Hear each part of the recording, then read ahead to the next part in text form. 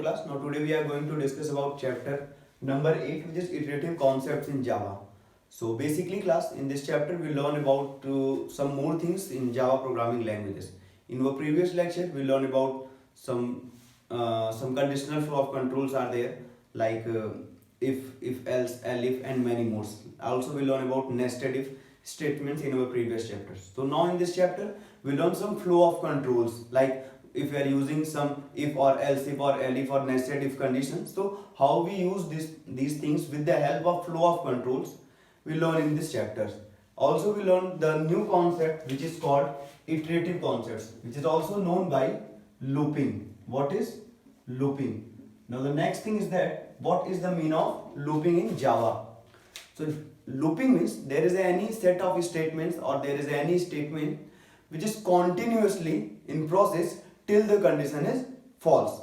Like there is any specific task which we are doing continuously till that time. Whenever anyone says no, you need to stop this thing, it means there is any specific condition. If that condition is true, then we are continuously printing our data, and if that condition is false, then we need to stop our printing process or our programming process. So let's see how these things are happen in this program, or what is the exactly meaning of looping. Suppose we have any statement like I am a good boy, and we need to print this program hundred of times. So what we see, first time it print, second time print, third time print. So continuously there is a one set of statement, or there is a one specific statement, and we need to print it 100 times. So now what we see, this 100 time or the continuous work of 100 times is called looping. What I say, if we are doing the same thing in 100 times, so that 100 times is our looping in Java programming languages. So let's see some more things in this program with the help of flow of controls. What is flow of controls? So first of all we see there is a one syntax, and in first there is a arrow. So what we see, there is a arrow, and after arrow there is a rectangular box. We are all very familiar about these symbols like rectangular box, parallelogram, or diamond box, or oval, or start for, and then there is a oval for stop. So these things are very easy, and we all are very familiar about these things. So now we are going to do our program. So now what we see, there is a one rectangular box where we write n is equal to 1. Now the value of n is 1. After this, suppose we need to print this data. So for printing or for taking any input or output, what we use, parallelogram, in this way. And right here, display n. Now after this, we need to write another things like there is a one rectangular box are also there. Now here what we do, n equal to n plus 1 for incrementing order, because if we need to print anything 1 to 100 times, so what we see, there is a one incremented number, like there is a 1, so here it comes to 2 and then 3 and then 4. Now after this, there is a one diamond box. This box is also called or known by conditional box. What is condition true, and if the condition is true, then it comes here, and if this condition is false, then it stop. In beginning we can write here start also. So let's write one program.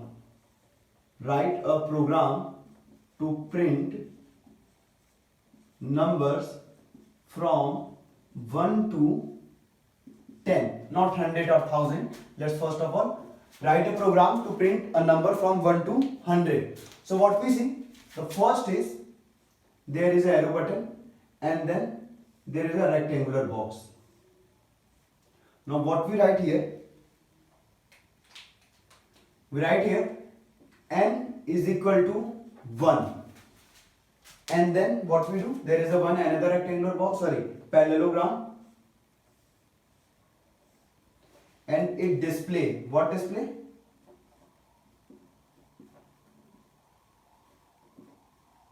n, and after this there is another rectangular box where you write n is equal to n plus 1. Now after this there is a one diamond box, and in this diamond box we need to write is n less than or equal to 10. There is a one question mark, and then if this condition is true then it comes here, if this condition is false then it comes here. This is for when our condition is true and this is for false. So now class, let's see how our data print from 1 to 100. This is our output. Now what we see, the first there is a n variable who stores value which is 1. Now after this, what program say? Display n. It means it prints output. So we have output here, and the output n means the first output is 1. Now after this, what we see, it comes here, and then n equal to n plus 1. Now in beginning our n is equal to 1. We can write here also n is equal to 1, and here what it say, n equal to n plus 1. It means n equal to n plus 1. So the value of n is 1, and there is a 1 which is equal to 2. So here what we see, there is a n which is equal to 2. So now it comes here, and then check a condition. What is n less than or equal to 10? So we have a 2. So 2 is less than or equal to 10. Yes, it is true. So if this condition is true, then it comes here. If this condition is true, where we have a n which is equal to 2, in first of all we have a n equal to 1. After this we have a new value of n which is equal to 2, and this condition is also true, so it comes here, and then display n here. So what we see, n equal to 2, so it display 2. Now after this it comes here again, because of this process, same process. Now it again n equal to n plus 1. It means n equal to n plus 1. So in last n is equal to 2 plus 1 which is equal to 3. So now we have a n which is equal to 3. Now we have a n which is equal to 3. Now it comes here. Is n less than or equal to 10? Again it checks.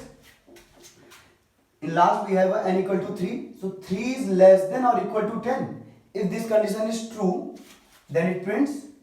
If this condition is true, then it comes here. And if this condition is false, then it stops. So 3 is less than or equal to 10. It is true. So if it is true, then it comes here and again display n. So in last we have a n which is equal to 3. So it prints 3. Now after this, it comes here n equal to n plus 1 again. Now in last we have a n is 3, and 3 plus 1 is 4. Now we have a n which is equal to 4. Now it comes here. 4 is less than or equal to 10. Again it checks, and again it is true, because 4 is obviously 4 is less than 10. So if this condition is true, then again it comes here, and then again display n. So in last we have a n which is equal to 4, and this process will be continue. 4 and then 5, 6, 7, 8, 9. So in last, when n is equal to, this will be also continue. 1, 2, 3, 4, 5, 6, 7, 8, and then there is a position when n is equal to 9. So what we see, if n is equal to 9, and then again it display 9, and then again it needs to increment one number. So now n is equal to n plus 1. In last there is a 9. So 9 plus 1 which is equal to 10. So we have a n which is equal to 10. So what we see, again it checks 10 is less than or equal to 10. So 10 is not less than 10, but it is equal to 10. So that's why again this condition is true, and it comes here. Now display n. So in last we have a n which is equal to 10. Again it comes here, n is equal to n plus 1. Means n in last n is equal to 10, and then plus 1 which is equal to 11. So n is equal to 11. Clear? So if this n is equal to 11, then again comes here, I check is n is less than or equal to 10. Means 11 is less than or equal to 10. After printing from 1 to 10, In last, after printing 10, it again increment one number which is equal to 11. So again it checks 11 is less than or equal to 10. If this condition is true, it comes here, and if this condition is false, then it comes here. So 11 is less than or equal to 10. No, it is not possible. 11 is not less than 10, as well as 11 is not equal to 10. So if this condition is false, then it comes here and stop our program. So in last, what we finalize, we have an output from 1 to 10, as well as in last we have a n who stores the value of n is 11. So what we see, conclusion is that after printing a number from 1 to 10, n stores 11 and the output from 1 to 10. So these all are the some basic things which we learn with the help of these figures, or this rectangular box, parallelogram box, or diamond box, and with the help of these figures we can easily control our flow of controls, like whatever program we done in Java. And now in this lecture we are also familiar about iterative concepts, because iterative means looping. What is it? Iterative means looping, and now we are all very familiar about looping. So in our next class we learn about some different types of loops, like for loop, while loop, as well as do while loop. And definitely these different loops makes our whole program in a very easy way. And obviously we learn many more things in our previous lecture, like if, else, if, elif, and nested if are also there. So those things, whatever we learned in our previous class and whatever we learn in our next class, like for loop, while loop, do while loop, the combination of these all of the things are really very fantastic. And after learning all these things, we can do all the programs in a very easy way. So thank you class, thank you so much.